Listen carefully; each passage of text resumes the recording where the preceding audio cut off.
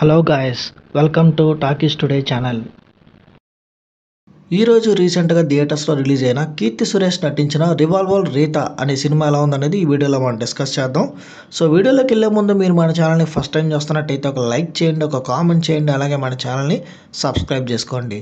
చాలామంది మన ఛానల్ని సబ్స్క్రైబ్ చేసుకోకుండానే వీడియోస్ చూస్తున్నారు గైస్. మీరు సబ్స్క్రైబ్ చేసుకుని చూడడం వల్ల ఛానల్కి ఎంతో ఎంకరేజ్మెంట్గా ఉంటుంది. సో సబ్స్క్రైబ్ చేసుకుని వీడియోస్ చూడండి. ఇంకా లేట్ చేయకుండా వీడియోలోకి వెళ్ళిపోదాం. Let's get started. Revolver Rita Mahanati cinema తర్వాత కీర్తి సురేష్ ఫీమేల్ ఓరియంటిక్ ఫిలిమ్స్ చాలా వరకు చేసింది. వాటిల్లో ఎక్కువగా కొంతవరకు సక్సెస్ అయినాయి, కొంతవరకు ఫెయిల్యూర్ అయినాయి. లేటెస్ట్గా ఒక డార్క్ కామెడీ జోనర్లో కీర్తి సురేష్ గారు రివాల్వర్ రీటా అనే సినిమా చేశారు. రీసెంట్గా థియేటర్స్లో రిలీజ్ అయింది. సో ఈ కామెడీ వర్క్ అయిందా లేదా అన్నది ఈ వీడియోలో మనం డిస్కస్ చేద్దాం. పుదుచ్చేరిలో నివసించే రీటా, అలాగే తన తల్లి చెల్లమ్మ, అలాగే వాళ్ళ సోదరీమణులతో కలిసి ఒక సాధారణ జీవితం గడుపుతూ ఉంటుంది.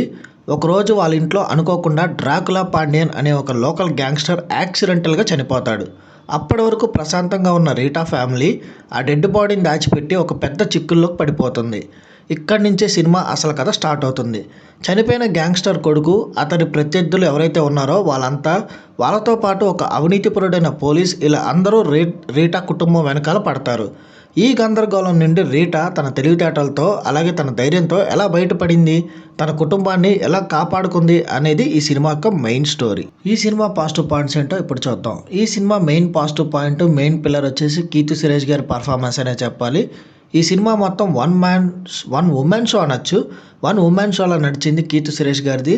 తన యాక్షన్ టైమింగ్ కానీ, డార్క్ కామెడీ కానీ, అలాగే అవన్నీ ఆవిడ పలికించిన విధానం అన్నీ బాగున్నాయి. కొన్ని సన్నివేశాల్లో ఆమె నటన సినిమాకే హైలైట్ అని చెప్పొచ్చు. ముఖ్యంగా క్లైమాక్స్లో వచ్చే ఒక సింగిల్ టేక్ డైలాగ్ ఏదైతే ఉందో అది అభిమానులకి బాగా కనెక్ట్ అవుతుంది. ఇక రీటా తల్లి పాత్రలో యాక్ట్ చేసిన రాధికా శరత్ కుమార్ గారు కూడా వారి comedy timing, satirical performance, one liner dialogues అన్నీ బాగా పేలాయి. ఇక ఆమెతో పాటు వచ్చిన కామెడీ సీన్స్ కొంతవరకు నవ్వులు పండించడంలో ఓకే అనిపించాయి. ఇక ఈ సినిమా కాన్సెప్ట్ లోకల్ గ్యాంగ్ వార్స్లో చిక్కుకున్న ఒక సాధారణ కుటుంబం అనే ఒక డార్క్ కామెడీ కాన్సెప్ట్గా కొత్తగా అనిపిస్తుంది చూడడానికి. ఈ సినిమా మైనస్ పాయింట్స్ ఏంటో ఇప్పుడు చూద్దాం. ఈ సినిమా మెయిన్ మైనస్ పాయింట్ వచ్చేసి రొటీన్ స్క్రీన్ ప్లే అని చెప్పచ్చు. డార్క్ కామెడీ జోనర్ ఇంతకుముందు వచ్చిన సినిమాలు చాలా వాటిని గుర్తు చేస్తుంది. అట్లాగే స్టోరీలో ఎక్కడ కొత్తదనం లేకపోవడం, సీన్స్ అన్నీ చాలా ప్రిడిక్టబుల్గా అనిపిస్తాయి. సినిమా స్టార్టింగ్ నుంచి ఇంటర్వెల్ వరకు స్క్రీన్ ప్లే చాలా స్లోగా నడుస్తుంటుంది. కొన్ని అనవసరమైన ఫ్లాష్ బ్యాక్స్ వల్ల సినిమా రన్ టైం కూడా బాగా ఎక్కువైపోయినట్టు అనిపిస్తుంది. చాలా కామెడీ సీన్స్ బలవంతంగా ఫోర్స్ఫుల్గా ఇరికించారేమో అన్న ఫీలింగ్ అయితే వచ్చింది.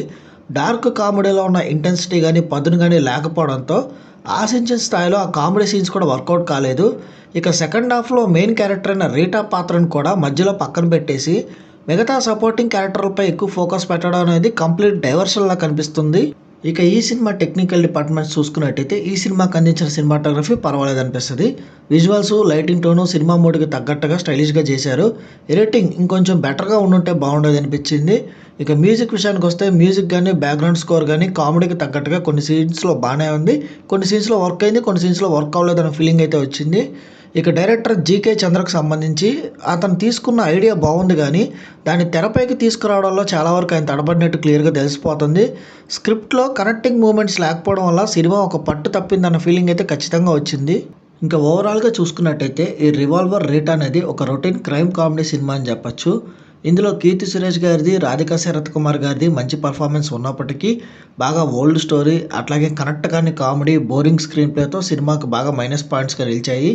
కీర్తి సురేష్ అభిమానులు కానీ, లేదా డార్క్ కామెడీని బాగా ఇష్టపడే వాళ్ళు కానీ ఈ సినిమాను ఒకసారి ట్రై చేయొచ్చు. ఈ మూవీకి మన టాకీస్ టుడే ఛానల్ వాళ్ళు ఇస్తున్న రివ్యూ రేటింగ్ 2/5. ఇది నా ఒపీనియన్ మాత్రమే. ఈ సినిమాను మీరు ఆల్రెడీ చూసినట్టయితే ఈ సినిమా మీకు ఎలా అనిపించింది అనేది కింద కామెంట్ సెక్షన్లో మెన్షన్ చేయండి. ఇంకెవరైనా మన ఛానల్ సబ్స్క్రైబ్ చేసుకోకపోతే ఇప్పుడే సబ్స్క్రైబ్ చేసుకోండి. వీలైతే పక్కనున్న బెల్ బటన్ కూడా ప్రెస్ చేసి పెట్టుకోండి. ఇది వాటి వీడియో గైస్. మళ్ళీ ఇంకొక మంచి వీడియోతో మీ ముందుకు వస్తాను. Thanks for watching. జై హింద్.